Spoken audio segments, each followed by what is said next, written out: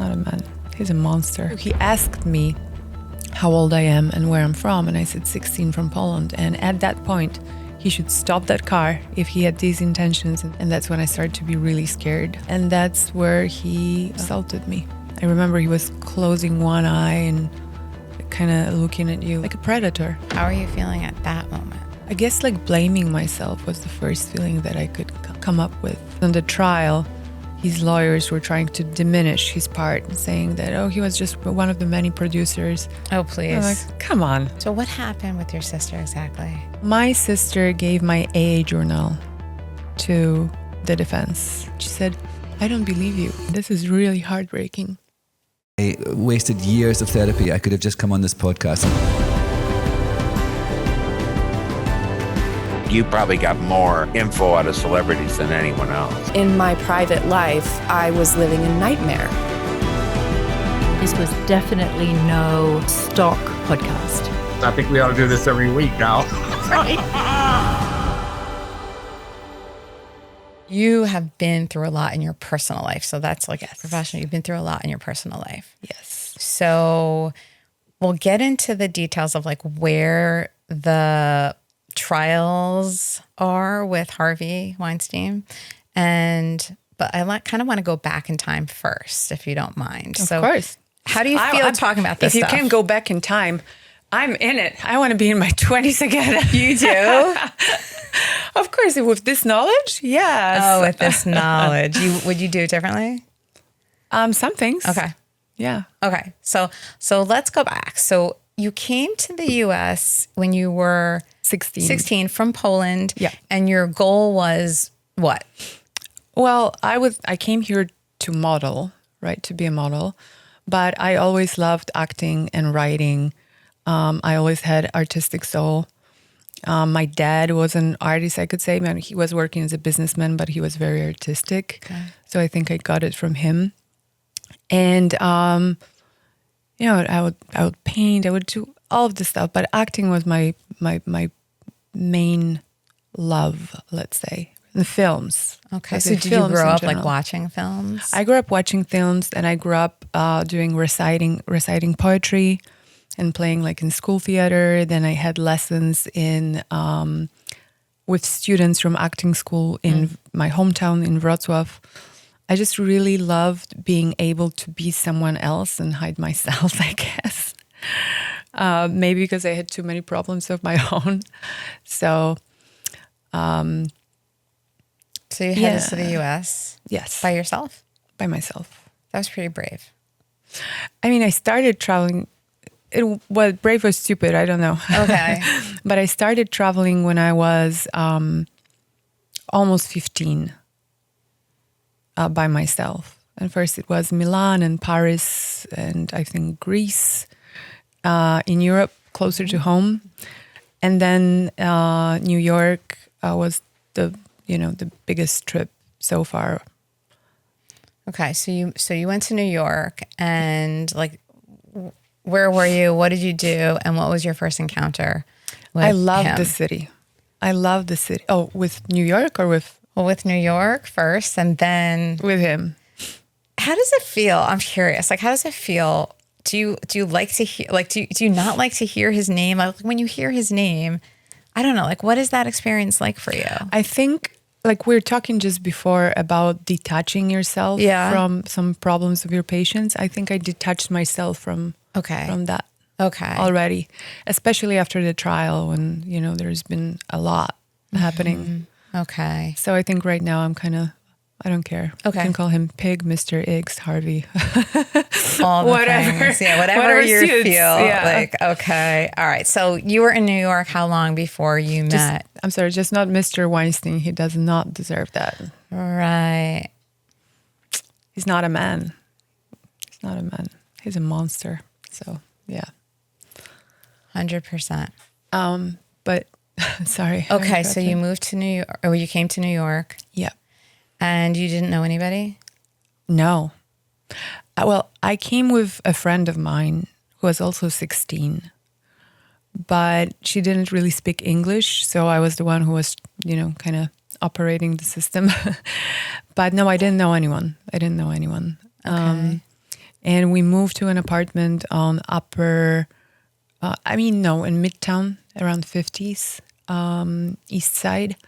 And we lived with this woman who was supposed to watch after us, but that never happened. It's just, a name tag that looks nice, probably. And so we were doing castings every day and photo shoots and and that was our life. And also just discovering New York. And that's when I fell in love with the city, because it was so different than European cities. And I loved the international part of it. And I loved that you could find a bit of everything in the city. So it really stole my heart. But the darker side of it was really dark. Right. So what, can you talk about the darker side? Yeah, of course. Okay. So what was the darker side, and what did you see? So, there's a whole scene of, I think there still is, of promoters and clubs and people inviting girls for dinners. And some of the guys were working for modeling agencies, and as a sidekick, they had, this promoting jobs. And I remember first dinner I think that I went to was Serafina restaurant. And I was so surprised that someone wants to pay for my dinner. And I was like, that's a great food, We had very small pocket money. I think it was like $50 for a week. And we had to survive on that. I mean, we also had if you had some money from before, but the agency was giving you $50 per week. And so, yeah, that was the goal of going out. Yeah. To have good food. And then the next time that I went out was Butter. And that was the last time that I went out. It was when I met him. And he actually met me, because I didn't even know who he is at the point when I met him. So he was just some creepy looking guy? Some creepy looking guy, but that, said that he's a producer. And so I believed in that. And I believed in that because before, when I met people in the agencies, I never had a problem with them being, creepy or horrible. And there are different looking people, obviously, as agents or photographers or whatsoever. But I never had a bad experience with a man. I never had a bad experience with a guy, with a boy, with a man. And my dad was a really perfect gentleman, and he was really great. So I also had a really good relationship with my dad. That's why I built a trust towards men, more trust towards men than to women, actually. Okay, that is also interesting. Yeah. That's a side topic. Maybe we'll come back to that. Okay. And so when he said that he would like to have lunch with me and talk about films and possible career, I saw nothing. I didn't see any red flags. Absolutely. And there are some people in the club, the restaurant club, that told me that he's a really big producer. So, it all kind of. Yes, I probably felt like you were lucky to have met him. There were actually two really big actresses, I don't want to bring any names, that told me that he's a really big producer, he's a good producer. And so it just all... And you knew the actresses? I did knew them, yeah, everybody, but I just don't want to bring names. Okay. But... and then did they tell you his name? Like, it's Harvey Weinstein, he's Miramax? Well, no, later, after I spoke to him, they said, wow, he's a really big producer. And, he's the real deal. Which he was. He was. Right? He called himself King of Hollywood. I think he was King of Hollywood. And which is interesting on the because on the trial, his lawyers were trying to diminish his part, saying that he was just one of the many producers. Oh, please. I'm like, come on. We all know. To try to make him less important than he was, and he was really important. He was. Okay, so he asked you out. You heard good things, or at least that he's big. Yeah. And then what? And then he picked me up with his car at, I think it was noon or 1 p.m. So again, it was daylight. It wasn't like I was going in the night to a hotel with him, which I don't judge in any way. But at 16, I wouldn't do that. And we went in his car. He was talking on the phone, and then he said that he doesn't have time for lunch, but we can stop somewhere else to talk. And so that's when I got a little bit nervous. Also, he asked me how old I am and where I'm from, and I said 16 from Poland. And at that point, he should stop that car if he had these intentions and say, okay, I don't have time today. Let's talk in 10 years, you know, or 5 years. But no, he didn't. So I followed him out of the car and we went to his apartment. And that's when I started to be really scared. And that's where he abused me or assaulted me. He was, he was very directive. I was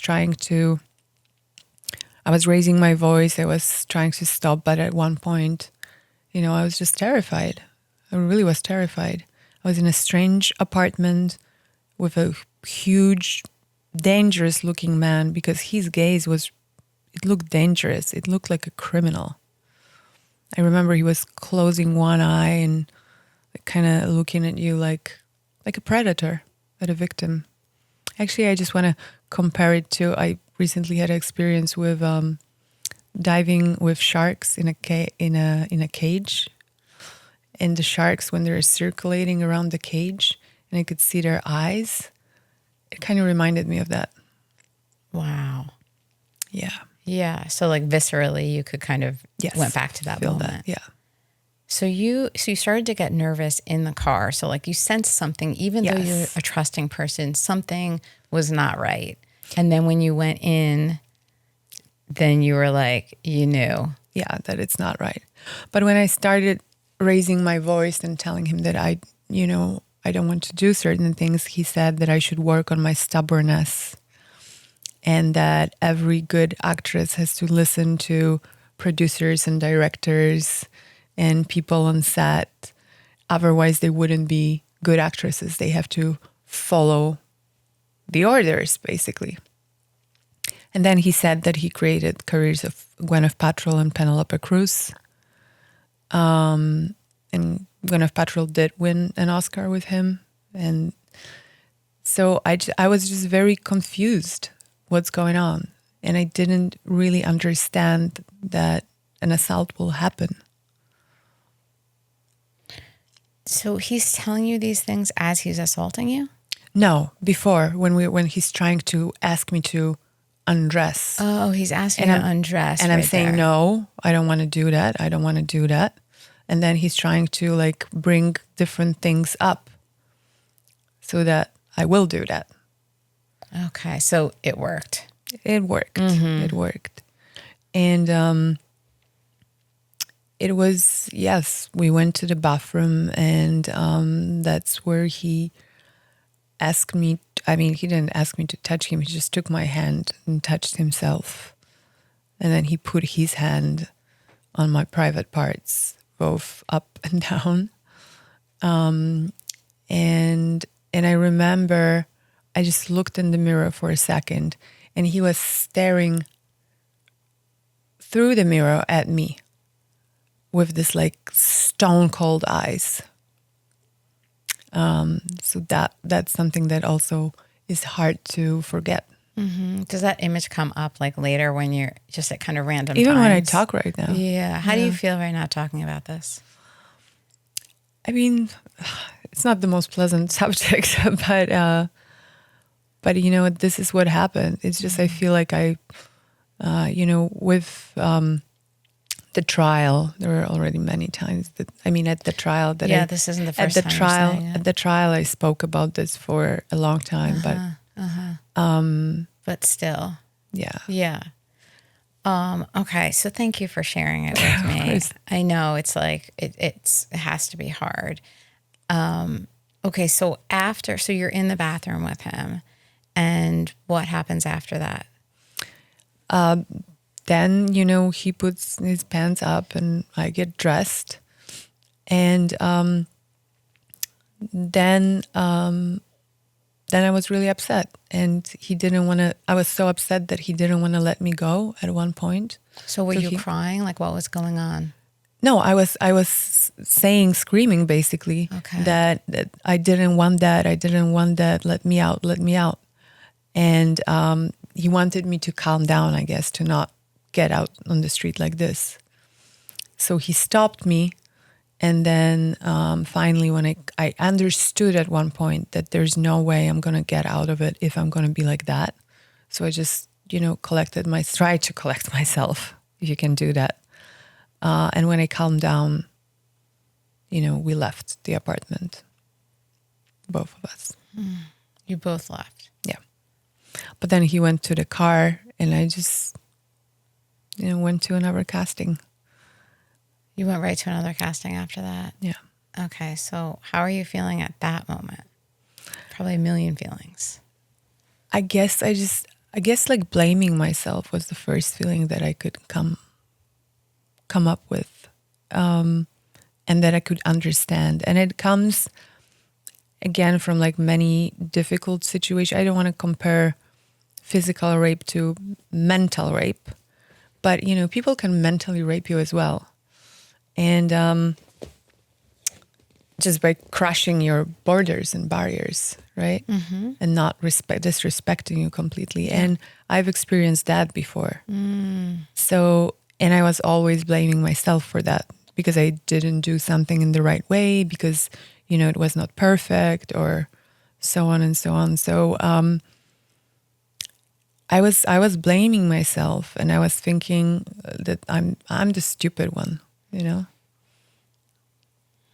and one other thought that probably he would never do it to anyone else who's not an Eastern European model.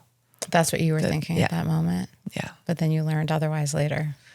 Yes. And like a moment when I really burst into tears was when I read about Gwyneth Paltrow, because this was something that, like, I berated myself so much because she was such a great actress, and I thought, okay, he created her career, but he didn't have to do that to her.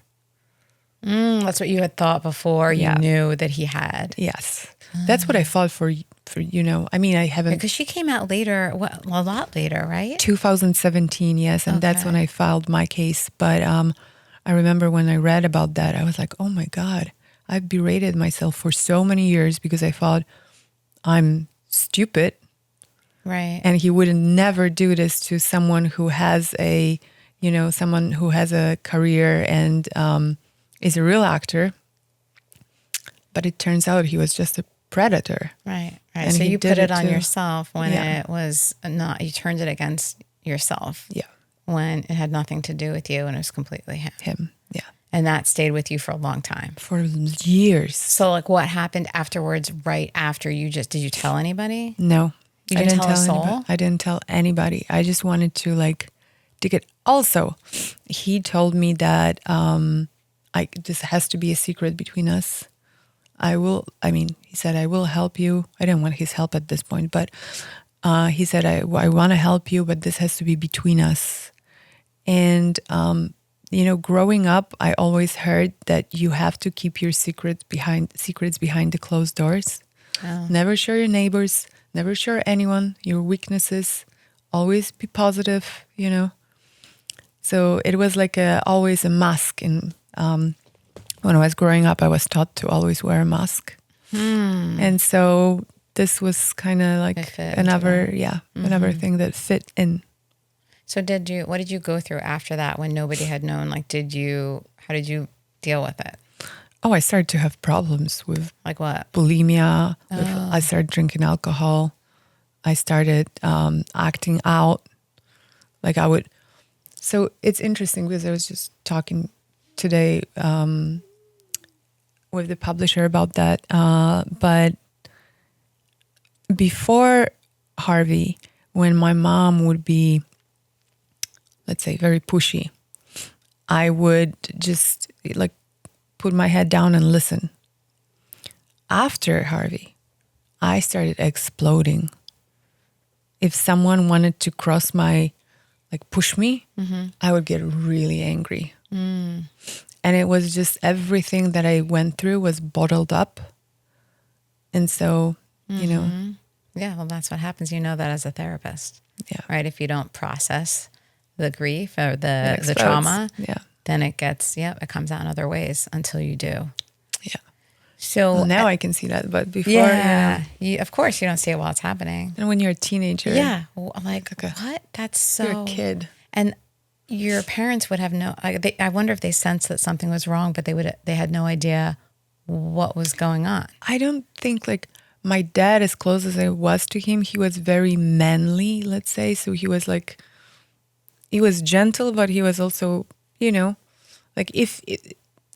the kind of a person that would ask me if something's wrong. And if I would say no, then he would say, okay. Okay, he'd accept it. Yeah. Okay, so and then at that point, what would happen? Would you hear things about Harvey? Would you hear about movies he was doing or anything like that? I mean, I've heard about movies, but I haven't heard anything bad about him because right. So it still seemed he was legit on the surface, right? Yes. To the public. yes, Because nothing had been revealed at that point. yes, yeah, it was many years ago. And then there was another time that he took me. It was, I think, 3 years later. We were in a car together, and he was talking. What were you doing in a car together 3 years later? So he said that he wants to talk about films. So he stayed in touch with you? Throughout the years, yes. So would he reach out to you? Yes. And how did that feel? I mean, I didn't know how to feel. I just, Because you were still blaming yourself anyway. So completely. So in your mind, it was my fault. Yeah. So when he would reach out, you would just. I mean, probably we had 4 maybe conversations in total. So it wasn't really staying in touch. But when I was in US, he would reach out and say what? And say that he still wants to, offer me something. And he did. He offered me a part in Nanny Diaries, for example, in a movie, which ended up to be an extra. You were an extra. I was an extra. But, to him, it was a big help. He then wrote a letter. One of his producers wrote a letter of recommendation for me for acting school. So he knew how to push and pull. He knew how to do that. I mean, for him, it was nothing to do that. But he knew how to push and pull. And I mean, I didn't want shortcuts. I didn't want, someone to put me in a movie. I wanted to have a chance to go on castings, actually. It's a chance. All you wanted was a chance, which is hard to get. Because, right now, everything is open to social media. But back then, 20 years ago, it wasn't that easy. All we had was magazines and, and pictures like that. And if you wanted to get in touch with someone, you had to know someone. So, so you got on the Nanny Diaries, but realized you were just going to be an extra. Yes. But then what I want to say about the car, so that's also what he was doing, was to kind of show off. He was on the phone and he gave me a ride from my casting to a gym. And he was on the phone with people from the Grimm brothers. And he said he was just talking about Heath Ledger and Matt Damon. And I was like, oh. So he was flexing. But it was true. Right, it was true. But he was, flexing, yeah. But so you're knowing, I'm in a car with this powerful guy who is on the phone regularly with people like Heath Ledger and Matt Damon. I remember from Poland, this is a long, it seems far. But So you're in the car, and then what happened?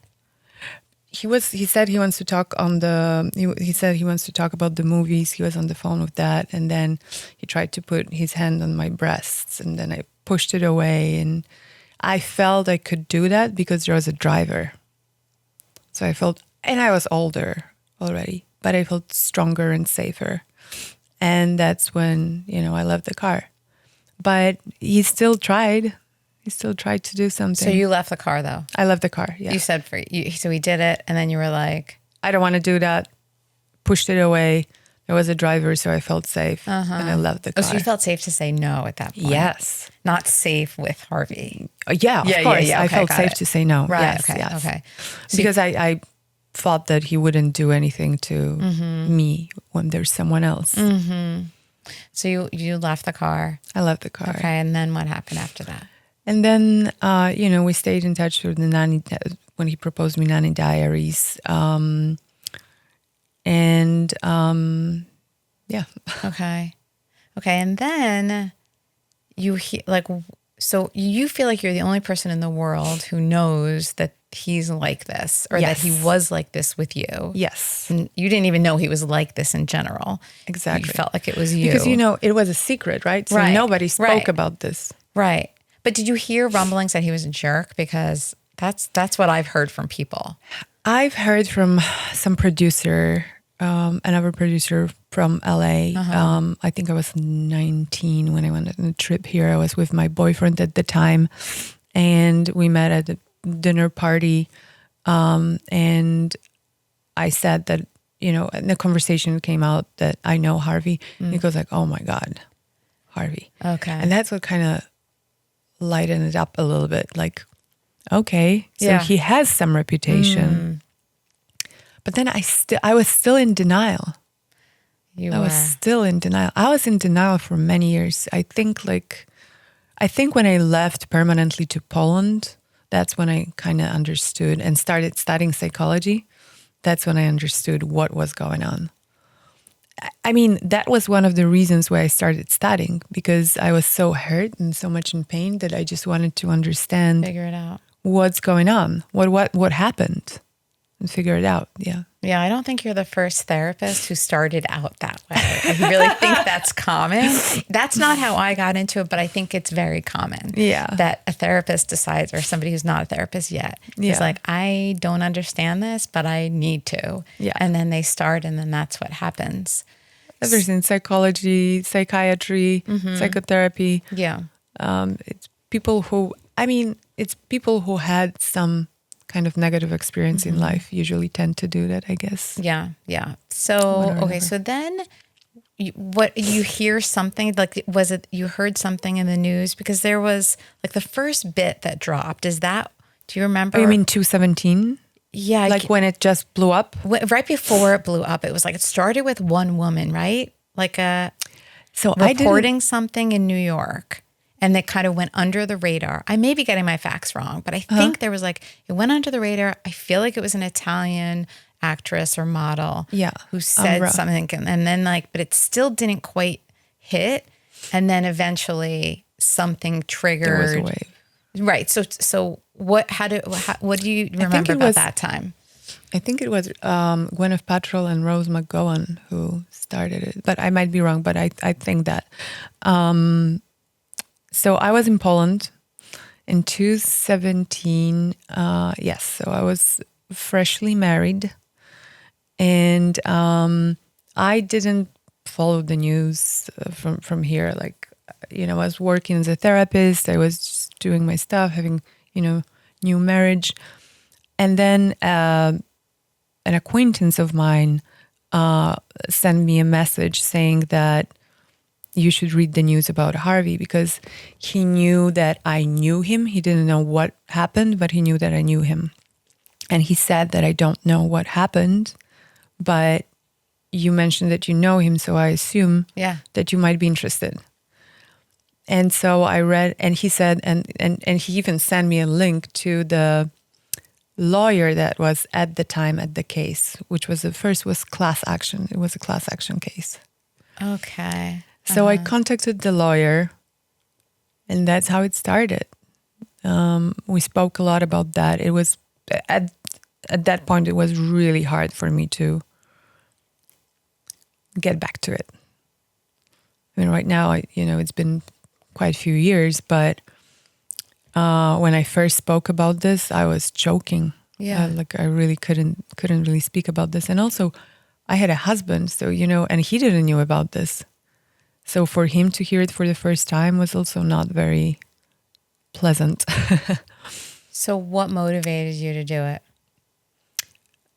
Actually, my husband, because I wasn't sure if I really want to do that. And he said, well, you know what? You should probably try. And yeah, and then it all evolved because the class action case, what they did with it was horrendous, I think. The original pool of money, now we're going to talk about money a little bit, but the original pool of money was around 120 or 140 million dollars for 100 women, I guess. So what do you mean the pool of money? Like what are we talking about? It was a general pool of money from the companies, I guess, or from the bankruptcy courts. I'm not sure. Okay. That had this the money to disperse? To disperse, okay. Yeah, to all the women. Right. Okay, to all the women who had yes. been assaulted by him or yes. accused him or yes. what? That accused him. Accusers, okay. And that had, lawyers that represent them, obviously. Oh, okay, right.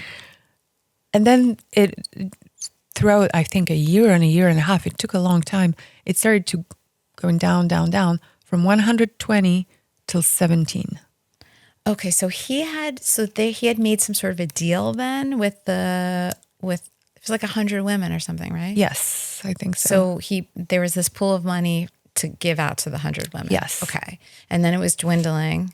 Yes. And that's 17. when you contacted them? And that's when I contacted the lawyer who represented me throughout the whole process, Doug Vidgor. He actually represented Cassie right now and a lot of women in sexual assault cases. So he really understood the dynamic of sexual assault and everything that, that comes with it. And that's when I sued Disney and Miramax and Bob Weinstein.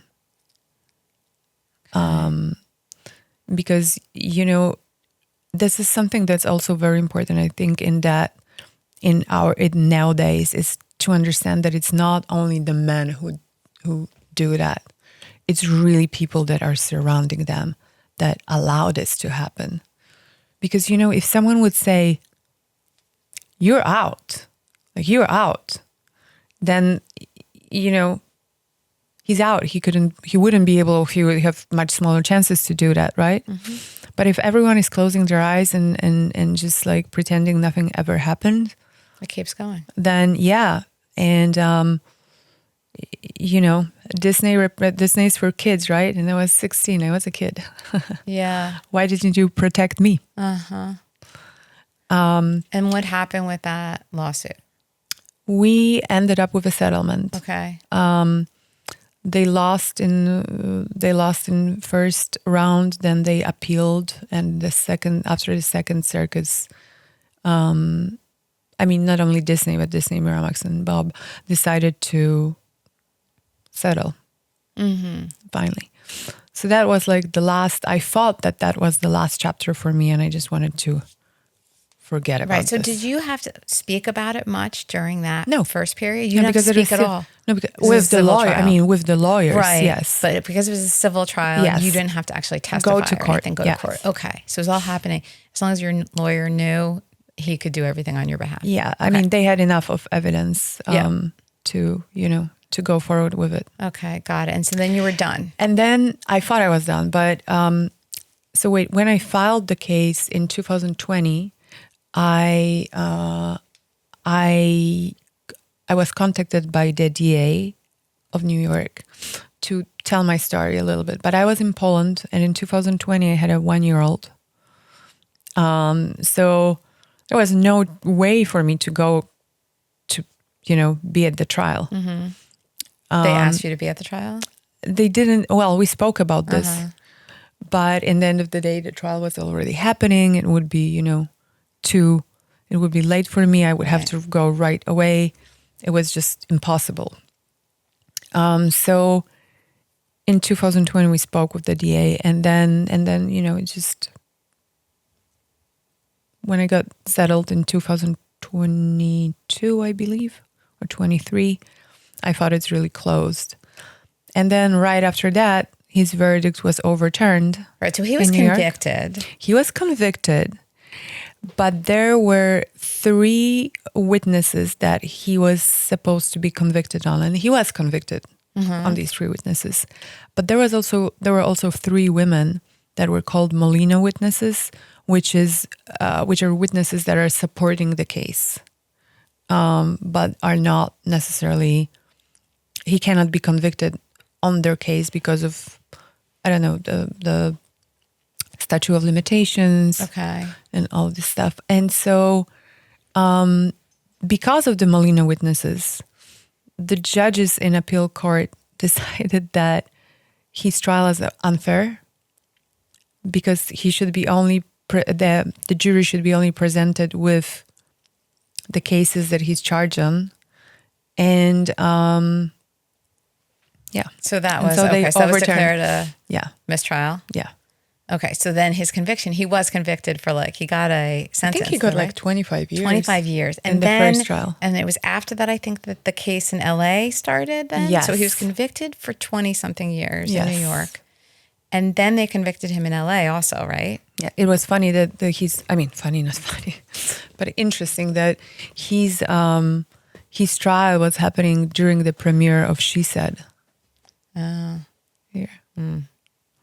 I was at the premiere, and it was brought up many times in court as trying to portray me badly and poorly.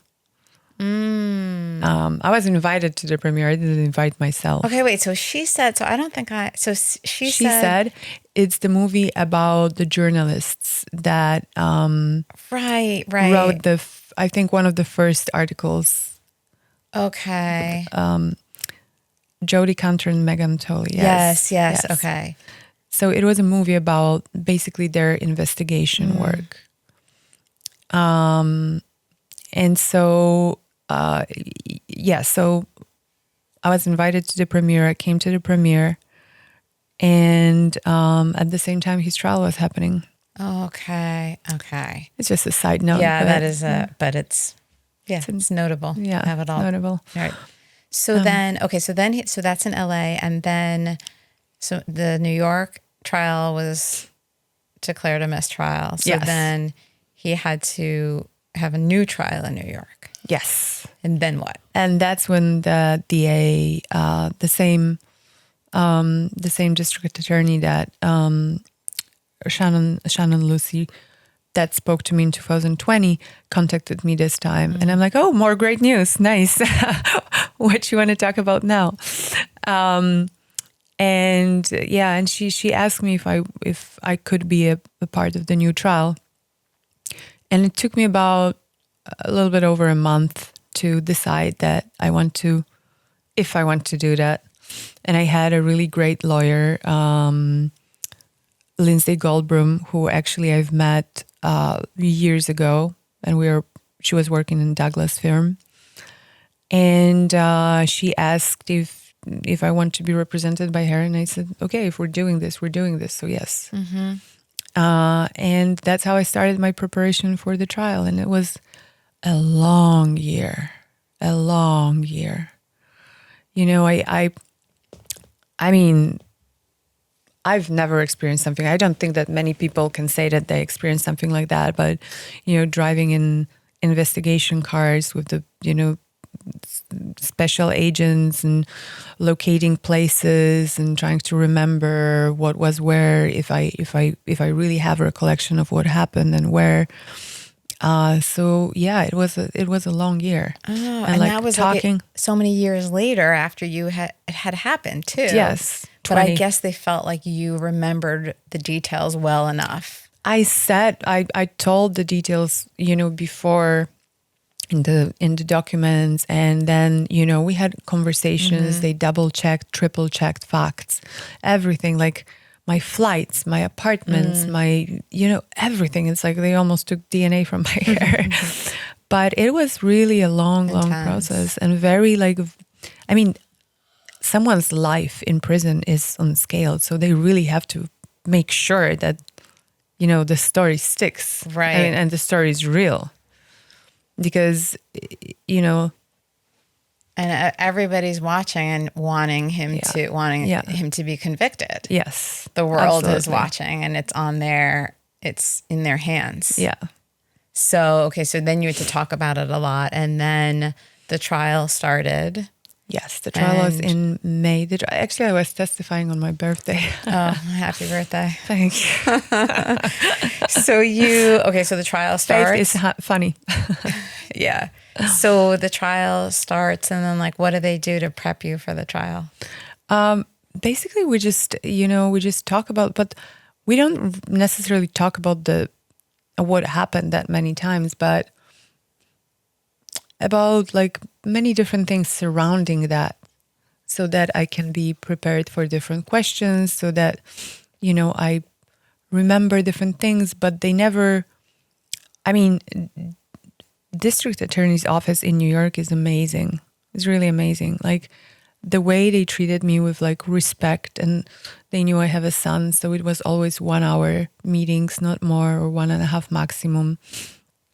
And they prepared probably 5 files like that of documents to make sure that, everything is correct, triple checked facts, contacted everyone that I mentioned to make sure this is, this is real. And and I think that they did amazing work, and it's a lot of work for them as well. Now, did anybody, when people in your life heard about what happened, did that change? Like, what happened when the people in your life found out about all of this? Some of my best friends from Poland, 2 of my best friends, and some of my friends, they reached out and they said, "I'm so sorry for what happened to you." And then I received quite a few emails from strangers, or messages on Instagram and things like that. Supportive, yeah. Okay. Thank God, supportive. Yeah, yeah. Although I don't read the comments under, because I learned after the first time my name was public, don't read. Right. Do not read. Yeah. So this time I didn't, but I was talking to, I think, my lawyer, and she was like, "Oh my God, people are so mean." Yeah. People can be mean. So that's just as well that you didn't. Yeah. Okay, so you get into the trial. I want to protect my mental health. Yeah, you will. I'm crazy enough to. Well, it's to a not must. go too crazy. Yeah. Right. So the trial. And I know how people are. Yeah. Okay. And it doesn't matter, and you need to just let it. It doesn't matter. You don't have to take it in. You don't have to take it. You just it can pass right by you. Yeah. You know what? I didn't testify to, let's say, to justify my story, right? I testified because I wanted to help. Yeah. Right. First of all, DA's office asked me to be a representative for, the women. Right. And so, I'm a psychologist. I've helped people for so many years. So if my story could help, yes, that's great. Okay. So when you saw him there, because you had to see him there. Oh my God. He looked horrible. He didn't look like himself at all. At all. Like he was dozing off he was kind of falling asleep almost at times. Then his eyes were completely different. They were like almost lifeless. So he was a different predator's man. Eyes to a lifeless eye. You're a psychologist. Eyes are the reflection of the soul. Sure. They speak louder than words sometimes. So that's why I said that he was a different person. It doesn't even matter he's, the way he looked, but his eyes were just completely shut down. And how did that feel to you to see that? Maybe it's going to be shocking, but I almost felt sorry for him. For the man he became. Sorry for what he did to women and what he did to his family and what he did to himself. Because I think he was talented. He really was talented. He knew how to pick the right movies. He knew that. And he just blew it off because of obsession. Maybe if he would, I don't know, get treated before for sex addiction, I guess. would Like, change his what a life. shame But if he had just used his raw he just- talent. yeah. I was also feeling sorry because he destroyed so many lives. Yeah, sad. Yeah, just Yeah. sad, just sad. Maybe not sorry for him, but just like sad for the Yeah. situation. About everything that had to Yeah. happen. Yeah. It didn't have to happen. That didn't have to happen. Yeah. So what happened with that trial? The trial was, I mean, one thing that I can say about the trial is that, so he was convicted. That's good. For me personally, it was 5 days of exaggerating testimony. First questioning by the DA's office, then cross-examination by his lawyers. And but the thing that really hurt most was my sister. So what happened with your sister exactly? So my sister gave my AA journal to the defense. Your what journal? AA, Oh, your AA journal. the step work. You wrote it all down. I mean, it was Yeah. 12 years ago. Right. So you had that journal. I had that, but I didn't wrote there that he raped me. And you know, on step 4, you have to write also your fault, right? In it. I don't even remember. I still don't have it. But they basically based their whole defense on that. On the fact that in your journal where you were writing about other things that were going on as you were going through the 12 steps. Yes. Because it didn't include what happened with Harvey. Because I included Harvey, but I didn't include that he raped me. Okay. Then that basically helped them, Harvey's lawyers. That built it up, everything. The whole thing. So he was convicted, but not for your charges, correct? So is the charges of somebody else? The most painful thing was when I spoke to my sister later, and I always had a very turbulent relationship with her, but she said, I don't believe you. She didn't believe you?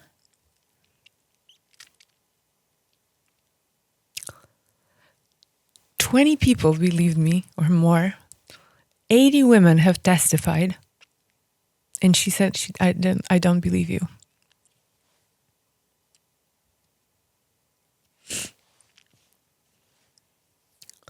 This is heartbreaking. This is really heartbreaking. Because to hear it from someone from your own family, it's and you know, I remember the last thing that I told her was, you crossed not only, I mean, it doesn't matter, he's convicted, but year of work of people that were in the DA's office. You didn't give them the journal. You gave it to the defense. So was there some sort of like animosity she's had towards you? Is that what's going on? I mean, we had, yes, a lot. Like, is there something that happened before all of this? A lot of things have happened before. I don't want to get into that because, you know, it's water under the bridge. But it's till the day, it's been 3 months and it's still, you know, it still hurts me a lot. Sure, of course it does. Did your parents support you? My dad died almost 2 years ago. Okay. Sorry. And my mom, not really, like I told you a little bit about my mom. But I have my son. That's important. But not only your son too, but do you have a support network too of friends?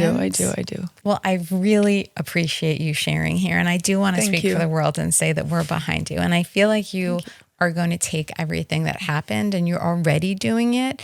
And by the way, I do want to say that I heard something you said after, and it was really like you saying publicly, I don't regret anything. I did this for the right reasons and for the cause, and he's convicted, and that's the whole thing. And I applaud still you for support that. Yeah, and I hear you saying it here too, so I applaud that. So what do you have planned for the future? What are you going to do now? Finally, my own things. I have a film production company and a film called Eden Express. Is coming out in January, hopefully Sundance. Oh, was it accepted at Sundance? Well, let's see. Okay, I don't want to jinx it. Okay. Yeah. What is it called? Eden Express. Okay. And it's actually the same crew, well, connected to the news about the Epstein files.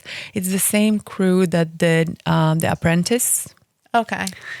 and it's starring Jonah Howard King. Okay. So I'm very proud of that. Uh-huh. Now I'm working on another film, but I don't want to say yet the name, but it's also a big name. And I'm writing a book. Well, that's a lot, and you're getting to use your creativity. What's the book going to be about? About self-forgiveness, overcoming trauma and self-forgiveness. So something that's very important for me, and I hope that for other women too, because you always have to forgive yourself first. That is so You don't true. always have to forgive everyone. I don't believe that this is true. I agree with you.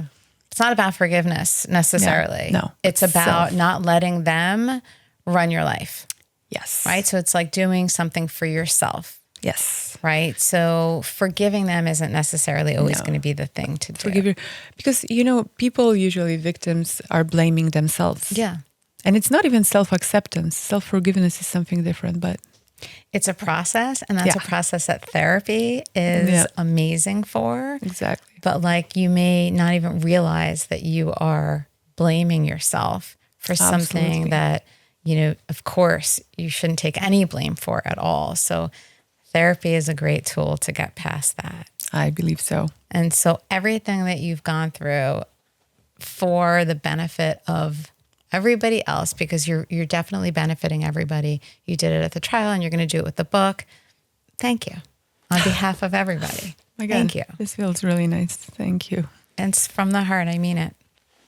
Yeah, it's a hard process, but I hope that this really can encourage women to speak. Yeah. Because I think that the worst prison is the prison of being lonely with your suffering. And I've experienced that many times. So I just really hope that, something that really motivated me was also my neighbor in Poland when I was actually running away from Poland from another difficult situation. She told me, Kaja, if you don't do this for yourself, do this for other women. And it just sticked with me. And Maya Angelou used to speak about this a lot. So yeah. I think we all should support each other. We should all support each other for sure. And you're an inspiration. Thank you, Kaja. Thank you. It's actually the same crew, connected to the news about the Epstein files. It's the same crew that did The Apprentice. Okay. And it's starring Jonah Howard King. Okay. So I'm very proud of that. Uh-huh. Now I'm working on another film, but I don't want to say yet the name, but it's also a big name. And I'm writing a book. Well, that's a lot, and you're getting to use your creativity. What's the book going to be about? About self-forgiveness, overcoming trauma and self-forgiveness. So something that's very important for me, and I hope that for other women too, because you always have to forgive yourself first. That is so You don't true. always have to forgive everyone. I don't believe that this is true. I agree with you. It's not about forgiveness necessarily. No. It's about Self. not letting them run your life, Yes. right? So it's like doing something for yourself, Yes. right? So forgiving them isn't necessarily always No. going to be the thing to do. Forgive your, because people usually victims are blaming themselves. Yeah. And it's not even self-acceptance. Self-forgiveness is something different, but It's a process, and that's Yeah. a process that therapy is Yeah. amazing for. exactly. But like you may not even realize that you are blaming yourself for something Absolutely. that, of course, you shouldn't take any blame for at all. So therapy is a great tool to get past that. I believe so. And so everything that you've gone through for the benefit of everybody else, because you're definitely benefiting everybody. You did it at the trial, and you're going to do it with the book. Thank you on behalf of everybody. Thank you.